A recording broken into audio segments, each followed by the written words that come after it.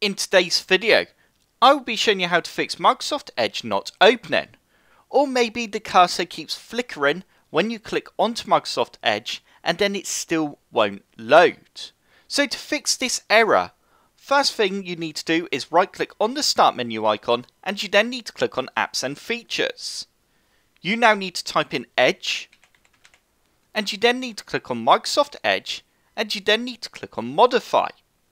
Just give it a second to load, and once it has finished loading you will see a little flicker on the Edge icons. Once that's done, you can then go ahead and minimize this apps and features and then launch Edge and see if that fixed the issue you're having. If that still didn't resolve the problem you're having with Edge not loading, then the next thing you need to do is open up the start menu and you then need to type in msconfig and you then need to click on system configuration. You now need to change selective startup to normal startup and then press apply and OK. You then need to go ahead and restart your computer and see if that fixed the issues you're having with Edge not loading. Also, just keep in mind though that by changing that setting you might also need to re-add the programs that you want to start up with your computer. If Microsoft Edge still won't load, then we now need to open up the start menu and you need to type in Edge. You now need to right click on Microsoft Edge and go open file location. You now need to right click on Microsoft Edge shortcut and go to properties. You now need to click onto compatibility and you now need to tick the run this program as an administrator option and press apply and OK. Now go ahead and see if Microsoft Edge will launch.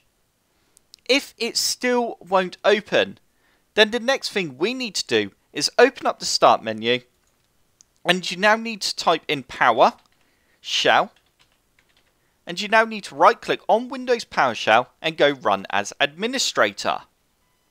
You will then end up with a window that looks like this.